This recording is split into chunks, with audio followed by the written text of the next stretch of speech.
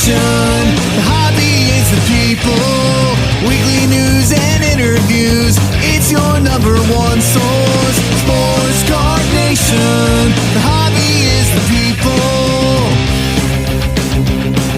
Sports Card Nation. What is up? Welcome to episode 245. We don't have one guest on today's show. Matter of fact, we didn't do a StreamYard interview for the guests that we have on the show. We actually have 4 guests on this show. Here's what I mean about that. This episode is actually the live stage Sports Card Nation we did from the Mike Burkus Mainstage at the National in Rosemont, Illinois on July 27th. That was Thursday. We did this Thursday at 11 a.m. Chicago time, and I put a panel together which included Topps Artist Andy Friedman, my good friend Danny Black, Double D Vintage Dylan Davis, and Adam from Splendid Sports. And when I do these live main stage every year, and first off, I'm blessed and fortunate enough to get to do it, I always try to have someone up there it's their first national. And for Adam and Dylan, it was their first national, and here they are on the main stage. So it's myself, Danny, Adam, Andy, and Dylan. And topics range from questions about the national, current stuff about the hobby, and card art. And about 50 minutes of audio went quick, at least for those of us on stage. And every seat was filled pretty much in front of us, which was really cool. And was great to, again, very privileged and honored to get to do it. And so this is, for those that weren't there, this is that main stage performance of Sports Card Nation on July 27th. I hope you enjoy it. Time for our Hobby is the People Announcer of the Week. Hello collectors, this is Ed Green from Sacred Home Sports Cards. Remember, the hobby is the people. If you'd like to be the Hobby is the People Announcer of the Week, do a WAV or MP3 file and send it to sportscardnationpc@gmail.com. Iron Sports Cards is your #1 source for all your PSA and other grading submissions. Their elite status improves turnaround times. Heck, they even provide the card savers. Their chat rooms provide updates on all your submissions. They also offer wax options and single cards to cover all the bases. Check them out on Facebook at Iron Sports Cards Group or on the web at ironsportscards.com, or even give them a call at 1-877-IRON-PSA. Rob's got you covered. For more than 30 years, Robert Edward Auctions has been the nation's premier auction house, specializing in sports memorabilia and trading cards. With significant experience and expertise in all major sport, non-sport, and Americana collectibles, REA has helped clients achieve record-breaking prices for their items and has done so with a reputation for integrity and transparency.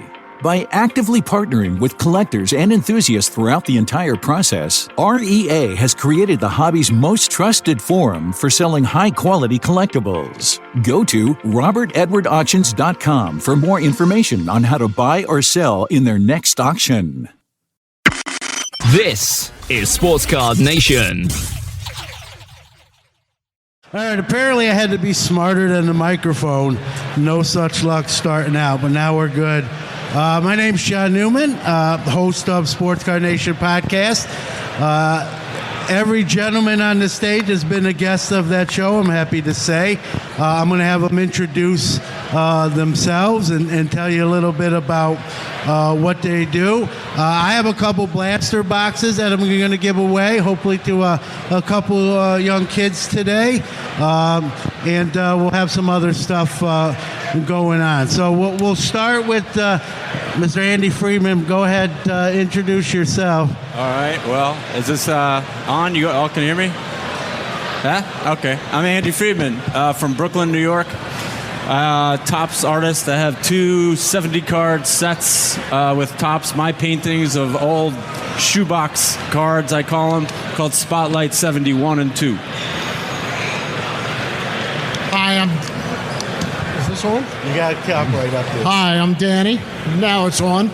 I run Hobby News Daily, and I hope everybody will check out hobbynewsdaily.com.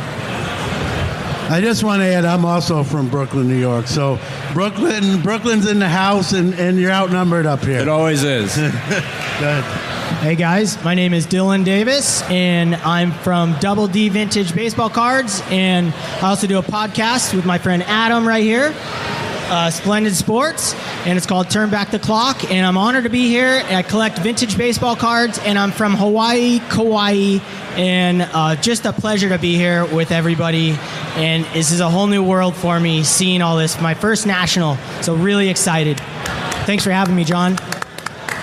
You're welcome, and I want to thank Rip and Wax and all the people that go GTS that put this on for having me. This is, I think, my 4th or 5th time doing this, and I still forget to turn the mic on, apparently. So, and last but not least, Adam. Hey guys, my name's Adam from Splendid Sports. This is my first national, so very excited to be here. And thanks for having me, John. Appreciate it. So one of the things, being I'm sort of a veteran at doing this, guys, is I like to have people. Does that just mean you're old? It does mean I'm old. I'm not. Listen, my birth certificate doesn't lie. I tried to white it out, but it's on yellow paper. But I love having someone that on stage at their first national. For you, Dylan and Adam, this is, like you just said, your first national. We'll start. We'll go, left to right here.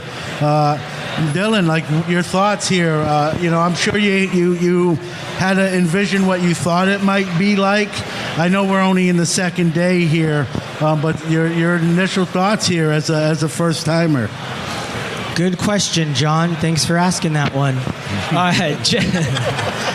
It's been an absolute eye-opener and such a blast. I'm like one of those guys who collected in obscurity for, I'm 42 years old and I've been collecting cards as long as I can remember. My first memory of collecting cards is like 5 years old. So for me, I've been buying cards online because, I live on an island, so collecting cards, going to card shows isn't really a thing. And so for me to see all these special cards in the flesh and to see all these fellow collectors like me, like-minded individuals, I literally got off the plane and got on a bus, and the first person that was on the bus, the only other guy, was a vintage collector from Toronto, and it was his first show. We were best friends in 5 minutes. So this is a funnest experience probably of my entire life. Don't tell my wife. But I have been like a kid waiting for Christmas morning, and every day has been like that so far, and for a month leading up to it. So yeah, man, I'm just in shock with everything. It's not as overwhelming as a lot of people thought. It's more of an excitement and just a joy and a pleasure. So yeah, that's what we got. Thanks, John. Adam, same question to you. I mean, I'm sure I remember my first national. Everyone tells you what to expect. Here's what it's like, and then you walk in the building yourself, and what you hear. It doesn't always match up to the actual experience itself. So, your thoughts here on your first national? It's definitely living up to my expectations and then some. And, I think somebody said the hobby is the people. I think I heard that somewhere. I don't know the guy, but he sounds like a very smart guy. Whoever said that is a very smart man.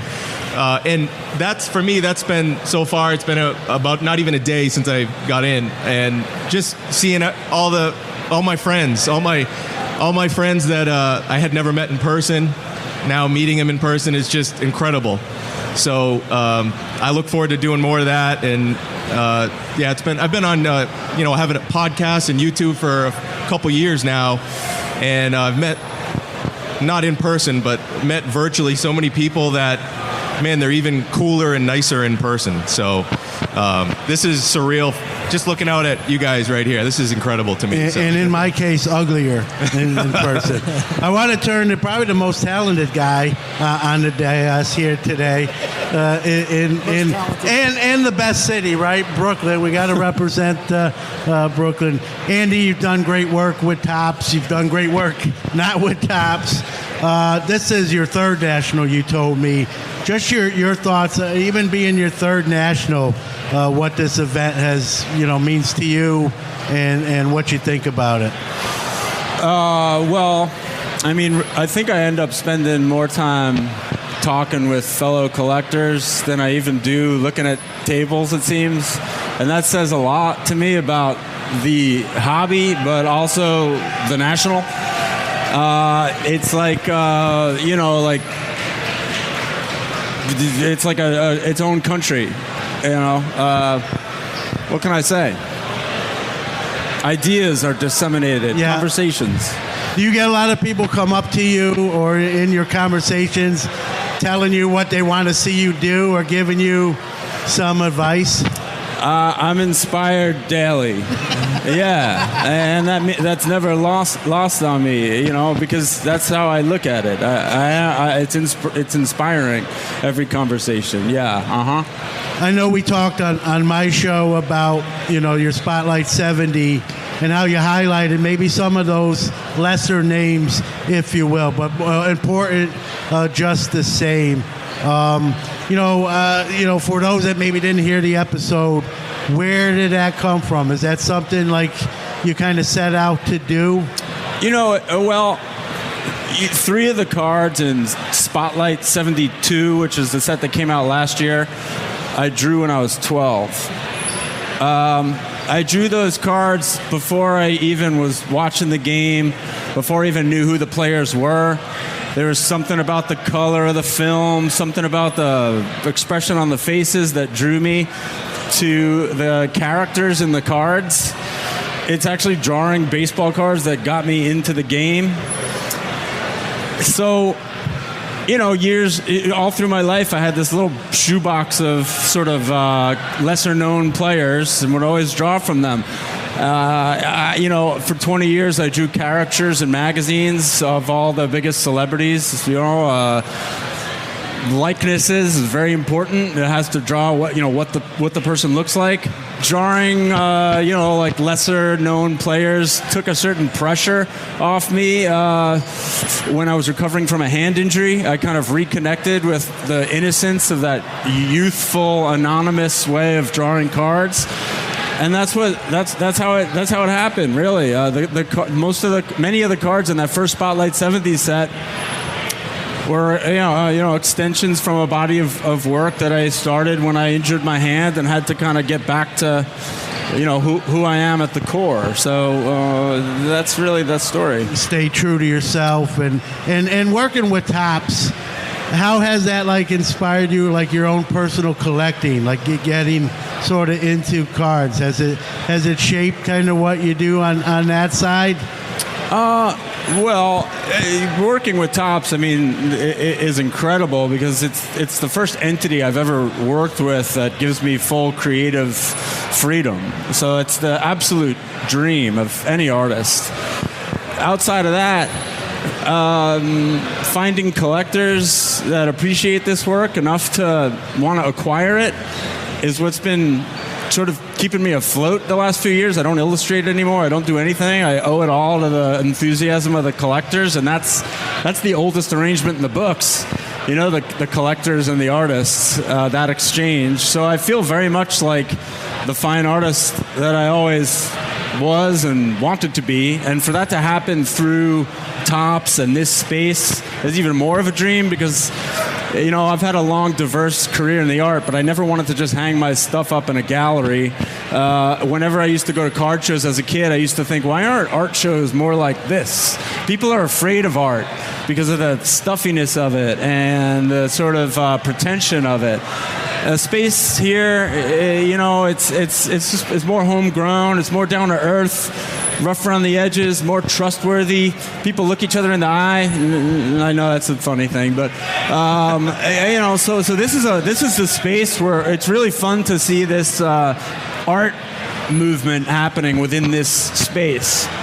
Yeah, when you think about vintage cards, especially Andy, I mean, a lot of them were, art pieces in themselves, and to me, cards are all works of art in their own right with design. And you mentioned it, we've seen card art really explode back on the scene in the last few years. We got someone out there I want to recognize, Rodney, Card Killer, who does a lot of card art. Also from Brooklyn, by the way. We got to throw that in. But we've seen people do some great work and put their own spin on things. And do you? One question then to you, and then I'll get somebody else involved too. Do you see the card art kind of continuing and maybe even getting bigger potentially? 1,000%. And a lot of the reason why, besides the great art that these artists are doing, I mean, when Topps came out with Project 2020 and followed it with Project 70, what they did by branding artists as the authors of this work, they created a phenomenon for the first time in history where people are actually collecting artists. And so, the idea that you want to catch someone's rookie card and you hope they have a really rich career so that the value of that card, corresponds with that rise. Now people are looking at artists and what they do. And I think I want to collect that artist or that artist, not only because I like the work, but because I believe in what they're doing. And I think the value could fluctuate. That brings a whole other level of art collectability to the world of art that even the art world doesn't necessarily follow. So it's really exciting. The artists, in a way, have become almost like what the athletes are. So people are no longer just collecting their favorite team, player, and brands.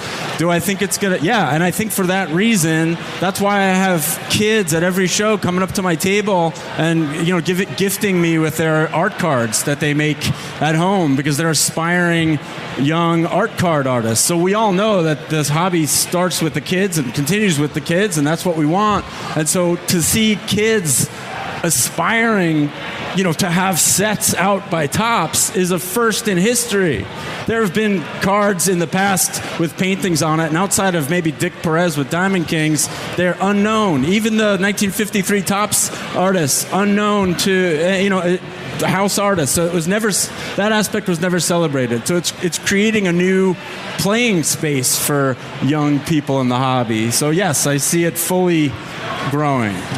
So we might see some future Andy Friedmans coming up.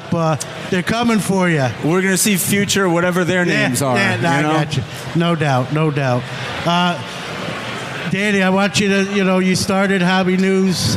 You can't draw a stick figure to save your life, but you did start Hobby News Daily this year, which is what it sounds like, right? It's a hobby news source. You've got an incredible writing team, and I'm also on it as well. And just talk a little bit for those that may have not seen it or heard about it. Talk about that. Well, thank you. First of all, I want to second everything that Andy just said about what art is doing in the hobby right now and the opportunities for artists coming up and to make a living in doing fine sports art at every level.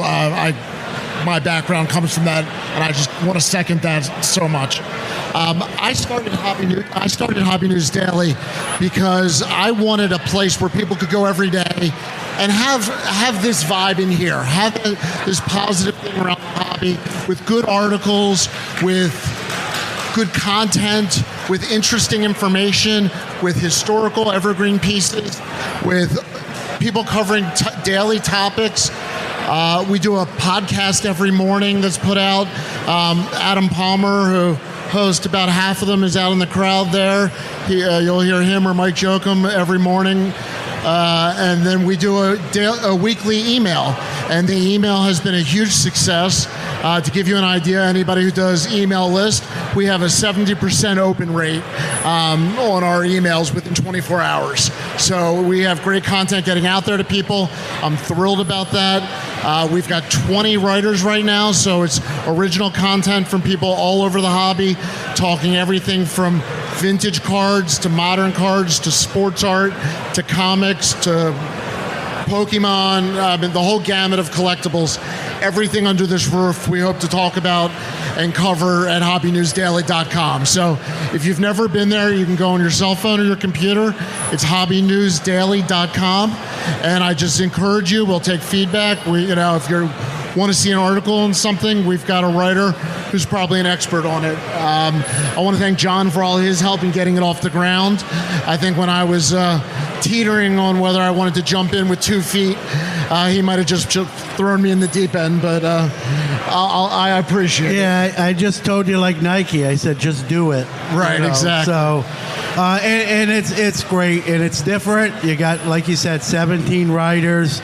You got fresh content every day, and opinions, which nobody's wrong with, which is always fun. Let's go back to Dylan. Your first national, but you're here from Hawaii. That's a little bit of ways away. Talk about your trip in, and what you picked up so far. Yeah, it was a long journey. I was on an hour sleep yesterday, and I was just running on adrenaline all night and all day. My pickups, I haven't gone crazy on the pickups yet, but what I really have just appreciated is that my friends that I've met on being on YouTube, anyone out there who is shy and nervous about creating their own content, but they love the hobby, they should just jump in. All I do is push play and push stop. And I have friends that I've made that are true friends, and they're out in the crowd right now, and they're listening at home, and it just means the world to me. And seeing everybody out there, it's just like really special. I have someone's videoing us, and my whole front row, this means so much to me. That's all I gotta say. I'm just in shock with everything. I get really emotional about things because this hobby has been with me by myself all these years, and then having this like an opportunity like this, it's just incredible. So anyone out there who is nervous and shy like me, you might not think I'm shy because I like to talk, but I was shy when I first came on, and to make connections, true, deep connections with friends, that's what this hobby's about, and that's what I love about it. It's not even about the cards as much anymore as it is about the friendship within it. So that's what I'm here for, and that's what I've enjoyed so far. Danny's got a question for you, Dylan. I've coined Dylan the most enthusiastic guy in the hobby. And there's a lot of us. Don't get me wrong. That's no slight to anybody else, but that's just how enthusiastic he is. I don't know anyone that can match it. So we're all fighting for second place after that. But Danny's got a question. I just want to know, since you got started, what's been the biggest surprise doing the YouTube channel? Has it been the reception? Has it been the ease? Has it been the relationships? Has it been the cards? The fun in it. It's been how fun it is to make a video and go through the cards that I already own and enjoy them again and again and again. And then having responses from friends, and they leave comments, and then you make, like, it goes back to the connections that I've made with friends. And I can meet someone for the first time, and we're best friends in 10 minutes. Where I have friends, hope they're not all listening, but I've been friends with for my entire life, and we struggle to have a conversation unless we're drinking. And even my surfers, I'm a longtime surfer, surf my entire life. I live and breathe surfing. I surf every single day. Me being out of the water is like a fish out of water right now. But I have connections with friends in this hobby that are just incredible. That's been my greatest thing. I just always go back to the connections and enjoying my collection more than ever because of it. And Adam might be in the running for that second most enthusiastic guy in the hobby with the rest of us. But you do your own content, and then you do a show with Dylan called Turn Back the Clock, which is awesome. You do 3 and 3, which I'm begging to come on at some point. I don't beg to get on shows, but that one I will. But talk about sort of your journey with with content creation and being your first national. Have you picked up anything you want to share? Yeah, well, I had one pickup yesterday, which was a KDKA Clemente card from his personal collection. Shout out Theo, Clemente collector. I'm in the group now. Woo! I feel great about that pickup. But yeah, now you see why I love Dylan. I mean, the first video I ever saw of his, I knew right away that he was being just genuine himself and passionate. He loves cards, and it was strange yesterday meeting you for the first time in person. Yeah, that was a pretty awesome moment. I feel like we've really talked for hours and hours on the phone and over YouTube, and then meeting in person was pretty cool. But yeah, I zoomed back in the hobby early 2021, and I got to thank a couple podcasts. One being Sports Card Nation, Dr. Beckett's podcast, and Golden Age of Cardboard. I needed those because I needed to hear from people that had a lot of experience in the hobby that didn't, like me, leave the hobby for a while. I mean, I was buying cards, but I really wasn't connected to the hobby. So to listen to podcasts of legends really in the hobby, it brought me a lot. And to think, here I am at my first national and up here, I'm like, what am I doing up here? But I don't know. I guess that's all I have to say for now. You promised you would give me $50. That's what you're doing up here. Checks in the mail. I'm kidding. There's probably a couple people like, what just happened? No, I'm kidding. Andy, we've seen Fanatics acquire Topps. Any effect on what you do, with Topps, or will that relationship continue? Yeah, morale seems higher than ever, and I suppose so does the budget. Things are just moving forward. You know what I mean? As far as for what I do, I mean, as an artist, you're like a cockroach. You're always going to survive if you just keep doing what you're doing. Nobody can destroy an artist. That's why it's good to be one. What do you got?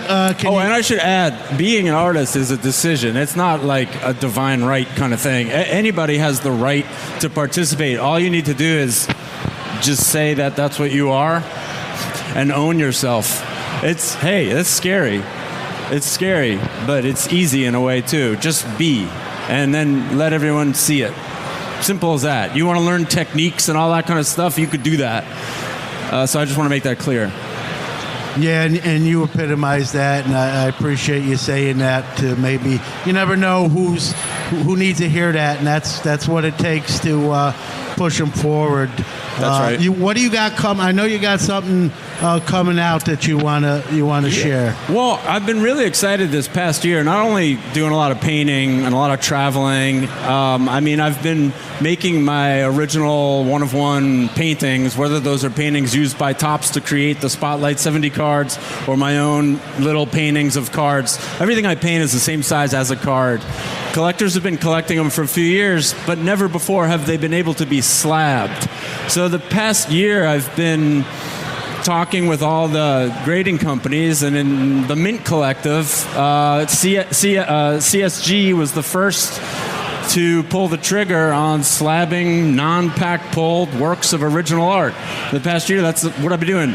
Beckett followed, and PSA. So all the grading companies pretty much now are able to... Do you want me to yell at SGC for you? They're a sponsor of the show. Maybe someday they'll decide to do it, but right now they're not authenticating signatures that are not certified and pulled from a pack, so I understand that. So, look, technically, PSA, Beckett, and I'm totally blanking out. CGC aren't really authenticating the art either.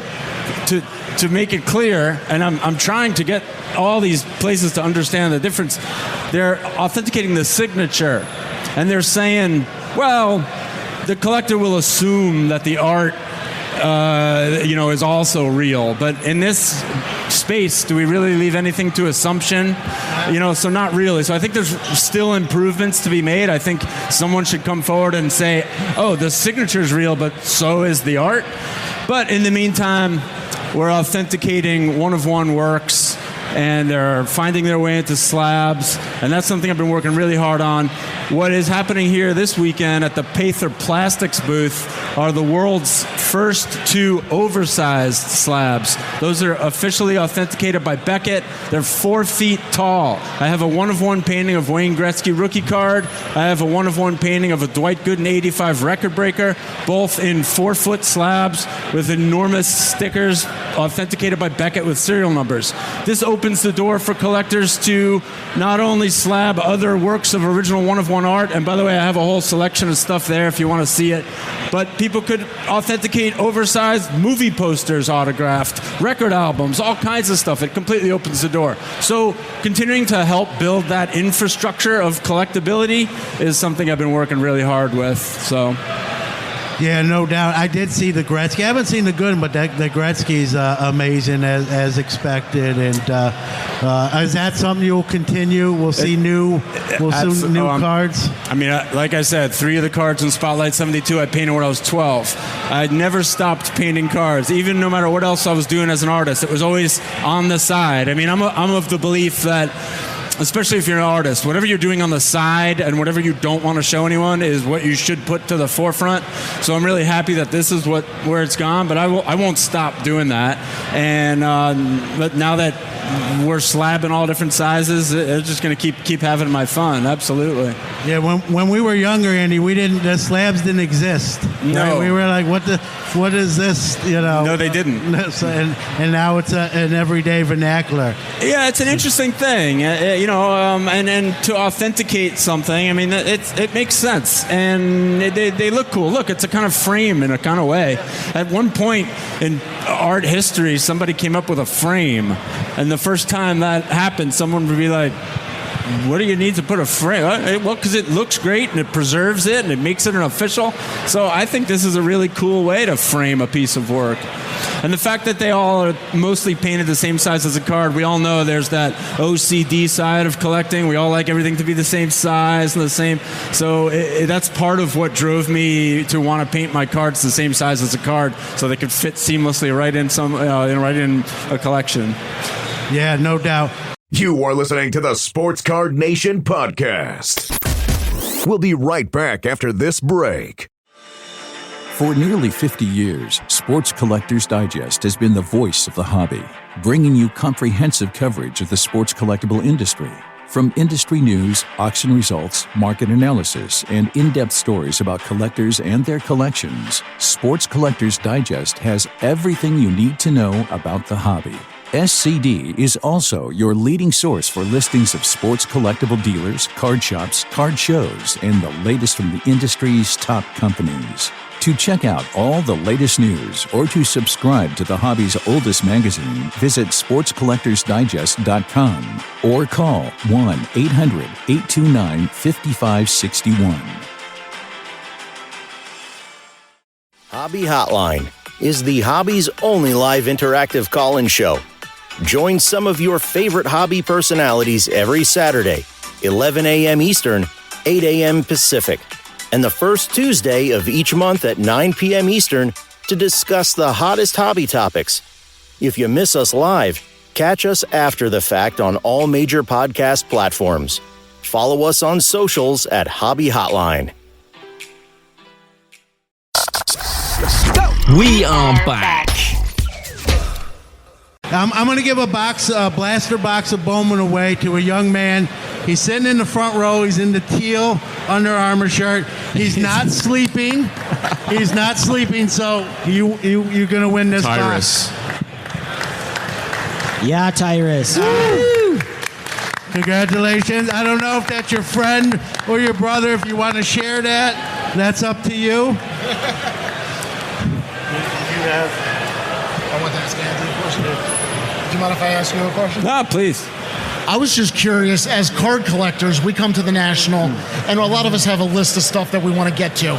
Do you have a list of projects that you want to get to that you're just physically the time to create the art, you have to go in an order? A list of projects that I want to do. There's certain things that you know that you want to get to. Yeah, I always know I want to get to something, and when I don't know what it is I need to get to, I know what I need to get to, which is something. So I'm always, feeling my way through, and honestly, art is about telling a story about how you feel in the moment. So, the best thing for insomnia is to sleep it off, and the best thing for a creative block is to produce. All right, I'm gonna ask Dylan and Adam. They're obviously vintage guys like myself. I have a list of 6 to 8 cards on the list. I'm hoping to get 1 or 2 of them. Without, I don't know if you mind letting the cat out of the bag. You got what are a couple of your targets you're hoping to go back home with? Yeah, I'm looking for the 1941 play ball Teddy ball game and Joe DiMaggio cards, because it's an incredible season, and just everything about that set to me is vintage, and the artwork on it is just stunning. I'd love to find those in a lower grade, good eye appeal. And then I'm also looking for any Duke Kahanamoku cards I can get my hands on, since I'm a surfer and he's the legend of surfing and a great humanitarian and an Olympic swimmer. So haven't found one, but I have one coming. So anyone out there that sees one, let me know. That's what I'm going for. I would love a 1959 Bazooka Mickey Mantle, authentic. So if anyone has one, please let me know.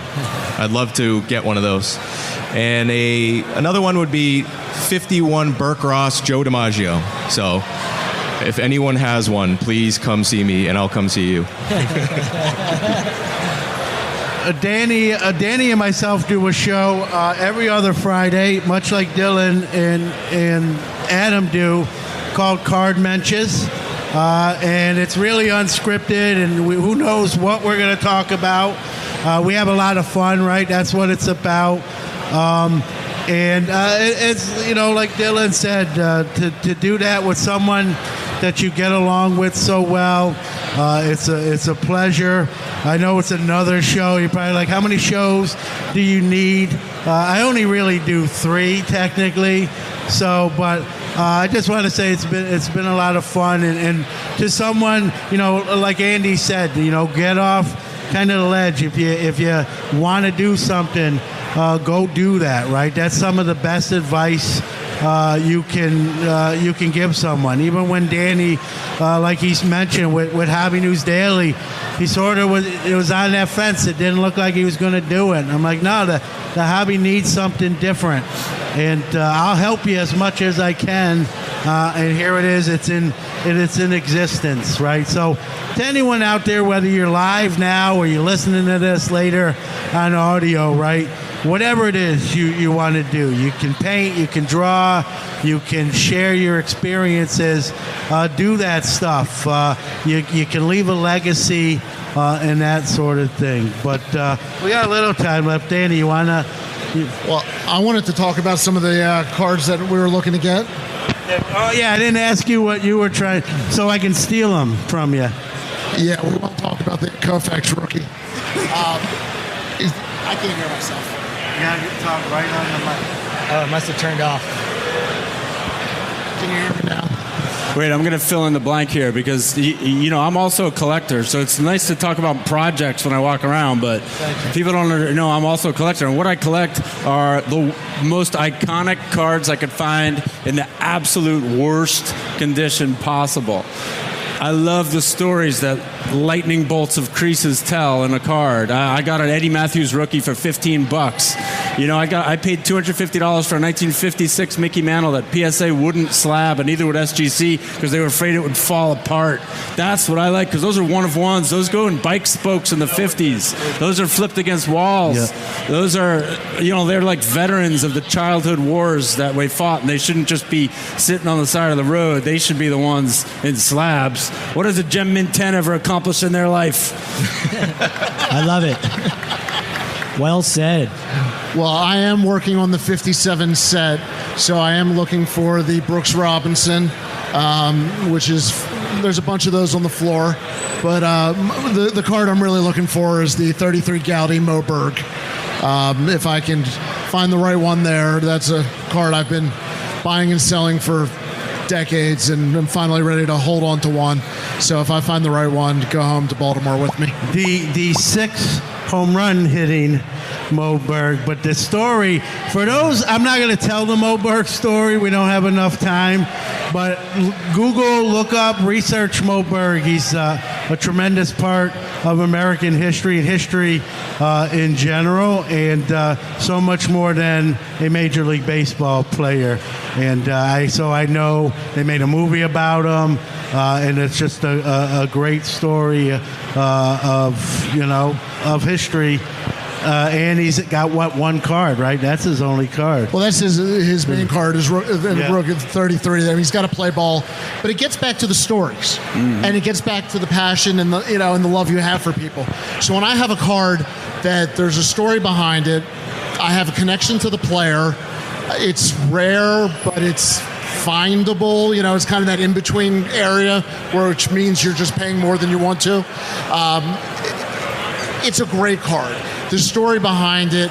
So if you've never checked out the 33 Gaudy Moberg, you're walking the tables, you'll find it at a good vintage table. They should have a couple. They're going to be low grade because nobody kept them in 1933 because nobody knew that Moberg was working as a spy for the U.S. against the Japanese. So it's a crazy story, and that didn't come out till years later. So they're hard to find, but it's worth it. There's also other layers to that story that are, whether they're true or not, it's not official, but it's interesting. Go check it out. But great point, too, by Andy, that all conditions of cards are cards, right? And, we're not all, rich and actors and can buy 9.5 Mickey Mantle 52 Topps, and I sure don't. And I'm looking for a Seaver rookie somewhere in probably a mid-tier grade if possible at best. And for you guys as vintage guys, how do you fall in with raw and graded and that sort of thing? Well, John, first I want to add to Andy's point of the stories of cards. Being at a show and buying a card in the flesh with your friends next to you just adds a story to that card. And I really am enjoying that part of this as well. And John, I forgot your other question. Well, I was just going to say, when you acquire cards. Yes, raw card versus it was where do they sell the beer? Ungraded versus graded. I'm a graded collector. I have a side collection that I consider a separate collection of ungraded cards. I just like the fact that since that grading started, it was the great equalizer for us people who collected at home and us young guys. I was young when graded started. That the dealers really wouldn't talk to me and I wouldn't talk to them. So it made it fair for me. I could buy a card and knowing it's authentic and it's real. That's the main reason. And they look cool. So as far as the collectors go, it makes no difference. It's just a preference basis. That's as simple as I would put it. Adam? Yeah, I think, I'm seeing a lot of raw vintage here, which is great. A lot of opportunity there. Since I've primarily been an online buyer, I've really bought mostly graded cards, but being here, I'm inclined to definitely buy some raw cards. And actually, John, I just thought of something I wanted to mention. It was pretty cool. The Uber driver on the way here, my Uber driver, we were talking, and I think I brought another person back into the hobby. I told him where I was going, and he had no clue about any of this stuff. But he said he still has his cards at his mom's house. So he's going to his mom's house later. Give him my number. He's going to get his cards. Yeah. So it's stuff, I think it's important to talk about the hobby to not just each other, but to people that aren't in the hobby, or maybe they were in the hobby, to bring them back, because the more the merrier. I already added one today, so who else is going to add some people today if you can? Yeah, no doubt. And good job bringing another guy in. At least he said that. Next year's national just grew by one. Yeah. I wanted to turn the tables a little bit on John. You know, John is up here asking all the questions. He's had, I don't know how many hundreds of guests now on his show. But the question is, what got you started? How did you get started? What was your inspiration? And how did you end up here? All right, I'll answer your first question. I've had over 200 different people on Sports Card Nation. I'm very proud of that. I'm not going to lie. From a 7-year-old young collector to a CEO, right? The hobby is the people. I don't care what your title is. I don't care how old you are or aren't. So over 200 people. I got my start. I probably told this story. Some people have heard this, right? We've heard this story, but 7 years old in Brooklyn. I was raised by my grandparents, and we went to the corner store, and I was a sports kid. And I think I had like Jaws cards at the time. Was my first reel. But I didn't really, until we got up to that counter and I saw that box of 1979 Topps. And I said to my grandfather, are those baseball cards like my Jaws cards? And he said, yeah, would you like a few packs? And of course I said, yes. And the first pack I opened, the fourth card in, was Reggie Jackson. Now, I was a Thurman Munson guy at the time, but Reggie and Andy could attest to this. Reggie was the toast of New York, Mr. October. So every kid, that was the guy, too. And I got that Reggie, and the rest was history. And as I always say, my friends collected cards. They wanted the gum. So I traded them my gum and got their more cards. And they got cavities from the gum. And then I just drank Pepsi and Coke and got cavities that way, but had the biggest stack of cards. So that's really how it started, 1979. If you do the math, you know how old I am, which is old, and the rest is history. And, I had a few years where I kind of just hit pause, but I never really left the hobby, and it's just in a different stratosphere. How about starting the podcast? Oh man, that's a longer story. I'll make it short. I'll make it shorter. Yeah, I was a guest on a sports show on Fridays. A friend of mine named Dan Tortora, used to work for ESPN Radio. He collected cards. He's like, hey John, you have Fridays off from your job. Why don't you come on my show, bring some cards, and we'll connect like sports and the hobby. And it was supposed to be one show. And so we did this one show. It was audio and video. And all that morning and afternoon, his listenership was calling and messaging him, is this going to be like an every Friday segment? So he called me up, like, you have Fridays off. And I'm like, I do for now. That might change, but right now. And he's like, can you do this every Friday? And we did it. We called it Friday Morning Live. And then my job hours changed. They're like, we need you here on Friday. So that was the end of that.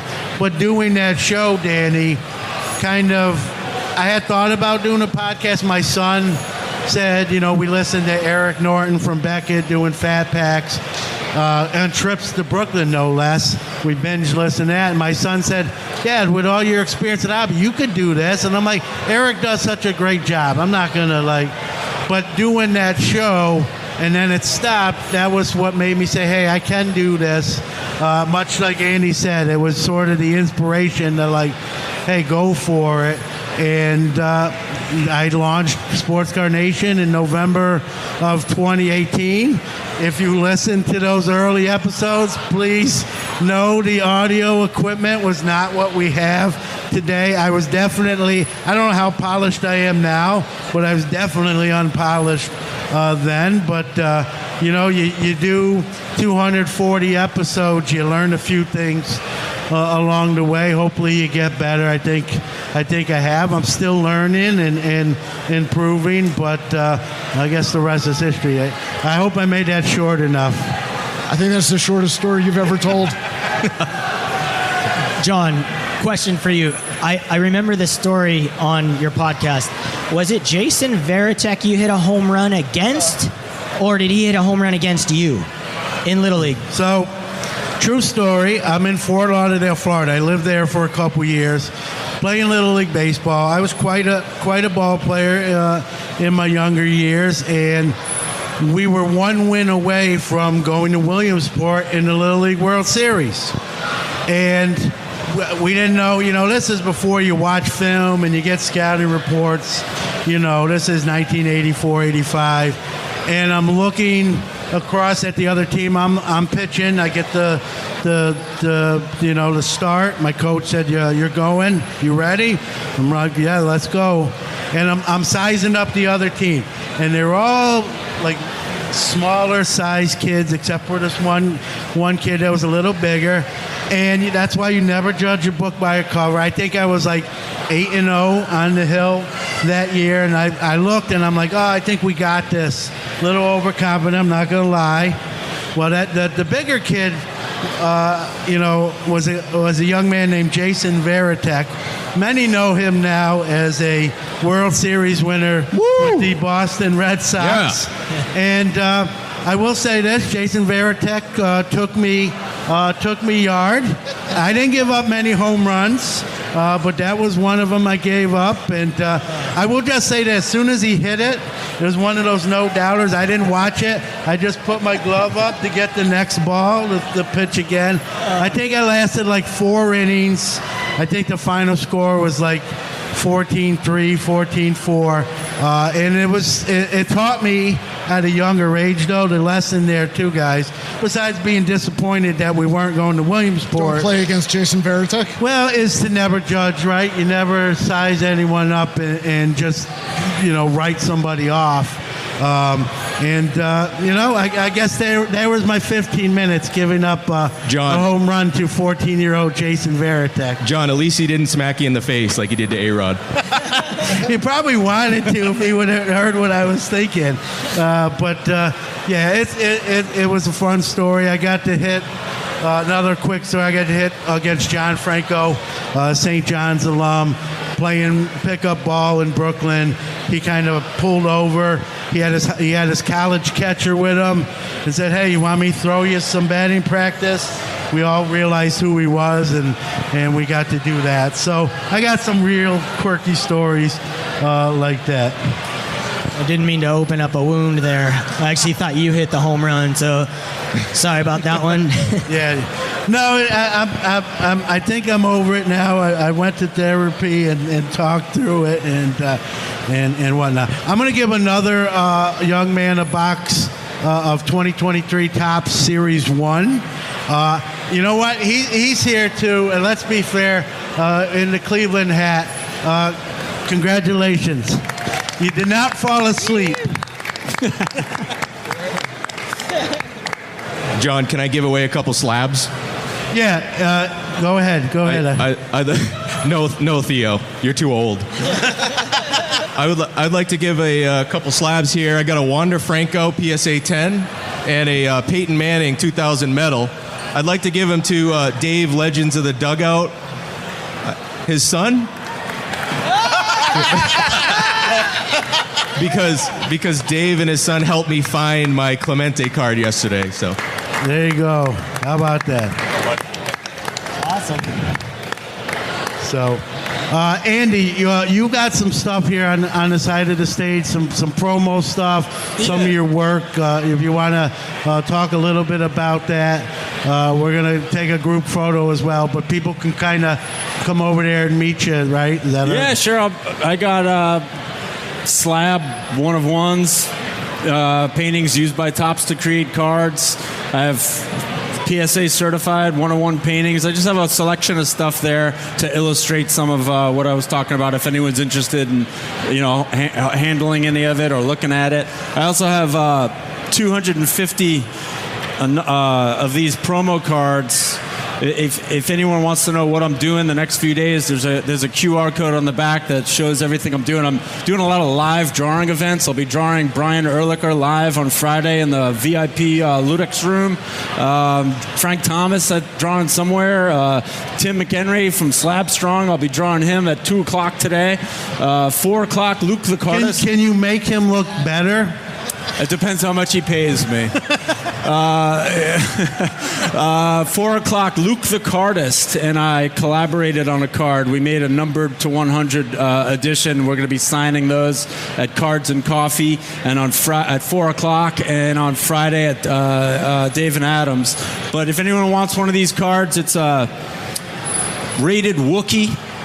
Chewbacca, 86 genres. There's got to be some Star Wars fans. Yeah, rated Wookiee. Definitely got to be. So those are free. No, that's it. All right, for me. Got some out there. Yeah, if you want, we'll come over to the side. We'll hand them out that way too, as well. I want to thank all the powers that be for allowing Sports Card Nation to come up and do this. I want to thank the panel today for agreeing to come up here and giving of their time. And this is fun, right? And like the tagline of the show, right? The hobby is the people. All you got to do is take a quick look around the show. I think it epitomizes that. And, have fun, right? That's what the hobby is about and for, and continue to do that. And I want to, again, thank everyone. If you're listening to this after the fact, thank you as well. And thank you, John, for helping us, educating and edifying us along the way. Thank you for having all of us up here. Thank you, John. Thank you, guys. Thank you, John. Hi, this is Pat Hughes, Cubs announcer, coming to you from the Sports Card Shop in beautiful New Buffalo, Michigan. The Gocher family has built an incredible place here for collectors to buy, sell, and trade cards and memorabilia. Be sure to stop by and let them show you around. TheSportsCardShop.com, connecting sports, athletes, the hobby, and collectors around the world. Hi, this is Alan Pinkett, and I'm here to tell you the Gocher family has done it again. They've just opened up the Sport Card Shop in downtown Valparaiso, Indiana, and it is awesome. If you're a collector, you need to check this place out. Tell them Alan sent you and get a free gift on your first visit. Are you a new sports cards collector or someone returning to the hobby? Maybe you're just looking for a friendly, trustworthy hobby community to hang out with and enjoy collecting. Midwest Box Breaks has been bringing collectors together for many years with affordable breaks, helpful threads, and a Discord group packed with generous people who genuinely care about the hobby and other collectors. Check out the breaks at MidwestBoxBreaks.com. Our goal is to bring you as much value as possible. Also, find us on Twitter at Midwest Box Breaks. Also, remember to check out Midwest Box Breaks Marketplace for breaks, packs, and single cards from over 300 trusted sellers. Apply to sell today at iso.gg/Midwest Box Breaks. That's a wrap for this week. Huge thanks to you, the listeners out there, because without you, there is no us. If you like the show, we truly appreciate positive reviews. Big ups to our great guests who drive the show and our awesome sponsors who make it all possible. Sports Card Nation will be back next week, but don't forget to catch either Hobby Quick Hits or Card Mentions coming up on Monday. I'll leave you with this. How do we change the world? One random act of kindness at a time. Remember, the hobby is the people.